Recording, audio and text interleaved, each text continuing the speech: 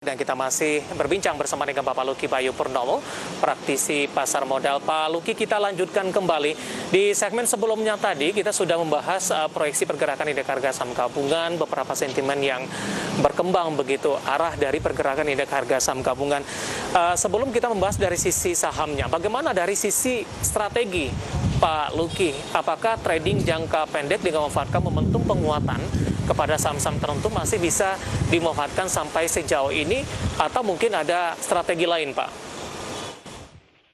Ya, artinya kita harus membedakan saat ini 3 horizon waktu. Antaranya adalah jangka pendek, jangka menengah, dan jangka panjang. Nah, menurut pandangan saya, trading short term atau jangka pendek itu masih menjadi pilihan. Sementara jangka menengah itu dan jangka panjang dapat dihindari untuk sementara waktu karena kebetulan pasar masih mengkoreksi ya, atau memberikan adjustment terhadap pertumbuhan PDB kemarin. Nah, untuk itu trading jangka pendek menjadi anjuran. Nah, strateginya adalah satu, kita harus melihat emiten-emiten yang terintegrasi secara bisnis.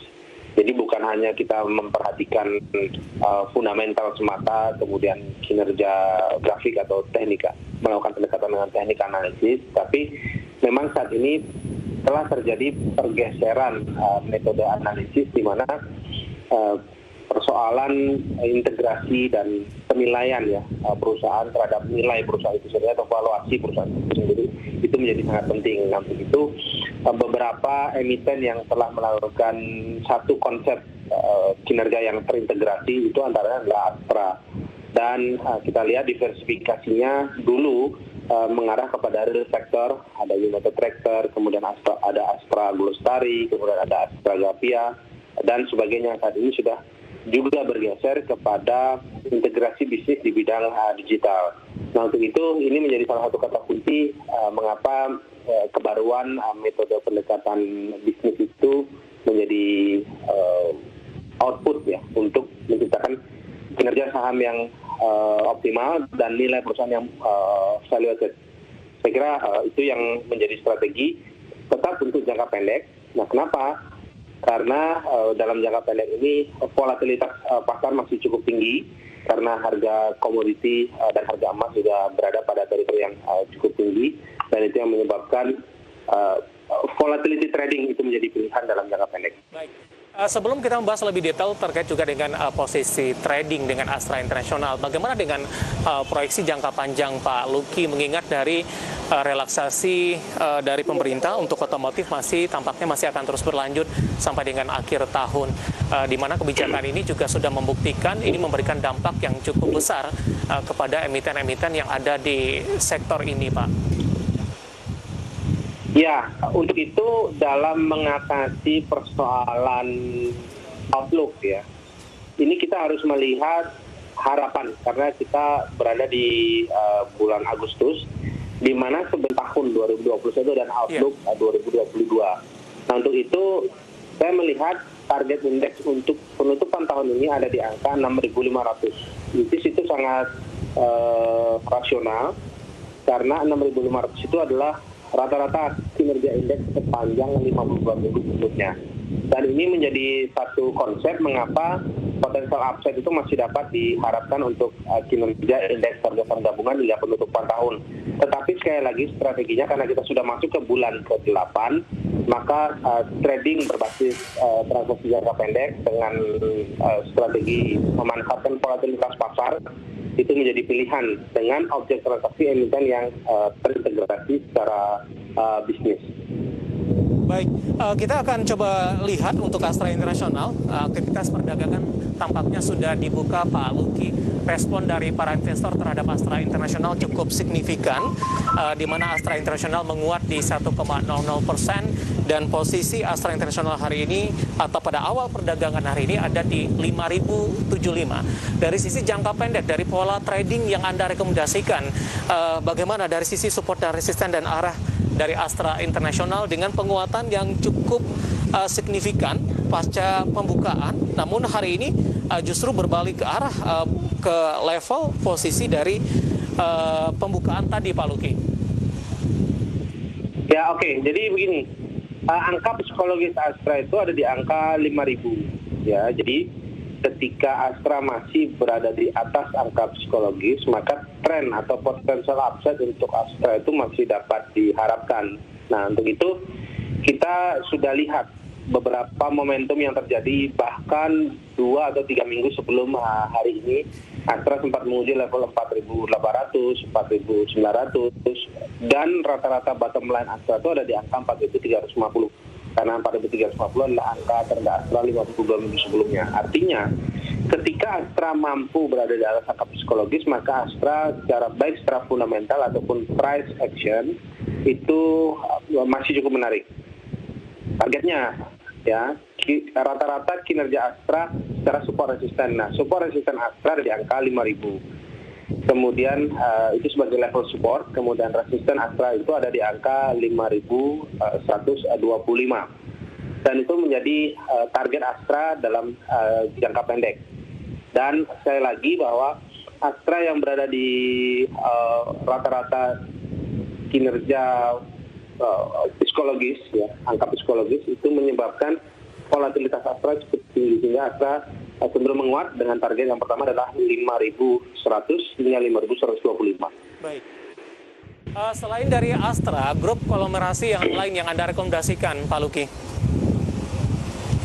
Ya, saya memberikan rekomendasi khususnya untuk perbankan, ya, karena perbankan saat ini mampu mengelola non-performance loan, ya, yang kita ketahui sejak diluncurkannya POJK nomor 11 tahun 2020, di mana perbankan diminta untuk melakukan relaksasi. Nah, pada prinsipnya perbankan tersebut mampu berada pada pengelolaan fundamental yang cukup baik. Nah, sehingga bank yang memiliki kapitalisasi besar, kemudian bisnis yang terintegrasi, itu menjadi salah satu rekomendasi. Nah, antara lain dari bank tersebut adalah Bank BRI. Nah, di mana Bank BRI kita ketahui per penutupan transaksi pekan lalu ada di angka 3.870, di mana angka psikologis itu sangat dekat, yaitu angka 4.000. Dengan demikian BRI cenderung menguat dari 3.870 untuk menuju level 4.000, dan target optimal BRI ada di angka 4.300. Baik, Pak Luki, aktivitas perdagangan sudah dibuka. Kita akan coba update terlebih dahulu, Pak, dari posisi perdagangan sampai sejauh ini, di mana indeks harga saham gabungan pemirsa di pembukaan sesi pertama pada pagi hari ini, dan kita juga akan update bagaimana dari deretan saham-saham yang masuk ke dalam top gainers dan top loser juga untuk perdagangan hari ini, di mana indeks harga saham gabungan tertekan di 0,46% dan berada di level 6.109.799 setelah mencapai level tertingginya pasca pembukaan di 6.147.304, sementara pembukaan tadi di 6.144.943 dan sempat berada di zona hijau. Kita akan coba lihat juga saham-saham yang masuk ke dalam deretan top gainers, pemirsa. Ada BBCA yang mengalami penguatan di 0,16%, BBKP menguat di 2,52%, Agro mengalami penguatan di 0,41%, dan Astra International menguat di 1,00%. Dan beberapa saham yang masuk ke dalam deretan ini juga direkomendasikan oleh Bapak Luki Bayu Purnomo untuk perdagangan hari ini. Kita akan coba lihat juga saham-saham yang mengalami tekanan yang cukup dalam, pemirsa, yang masuk ke dalam deretan top loser yang menjadi pemberat bagi indeks di sesi pembukaan sesi pertama hari ini. Ada Buka yang kembali tertekan di 3,14%, Fren tertekan di 2,88%, dan BABP melemah di 2,16%. Dari konsumer, Unilever masih melanjutkan pelemahan, tertekan di 0,24%, pemirsa, di level 4.240.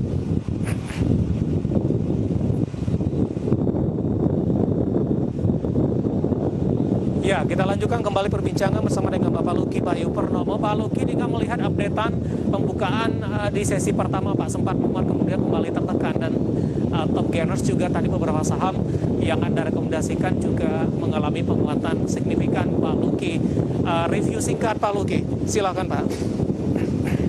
Ya, saat ini kita melihat adanya pertumbuhan likuiditas untuk beberapa sektor, ya. Nah, beberapa sektor, antara lain sektor-sektor yang berkembang, yaitu konglomerasi dengan strategi diversifikasi usaha di bidang teknologi. Nah, untuk itu saya tetap menganjurkan melihat emiten-emiten yang berada di atas rata-rata kinerja sektor dan rata-rata di atas kinerja jenis emiten itu sendiri. Dan itu menjadi strategi yang cukup baik jangka pendek. Sekali lagi, saya lebih menganjurkan untuk bulan Agustus ini kita melakukan transaksi jangka pendek dan belum melihat satu pandangan untuk jangka menengah dan jangka panjang, karena kita tahu pasar akan memiliki volatilitas yang lebih tinggi di bulan September dan November karena menjelang akhir tahun, bulan Desember tahun 2021. Demikian. Baik, Pak Luki, waktu kita cukup terbatas. Terima kasih sudah bergabung bersama kami dan semoga kita bahas dan Anda rekomendasikan bisa menjadi referensi bagi pemirsa IDX Channel, dan lagi-lagi keputusan investasi tetap ada di tangan para investor dan trader pasar modal Indonesia. Terima kasih Pak Luki, sehat selalu Pak. Ya, terima kasih. Baik, ada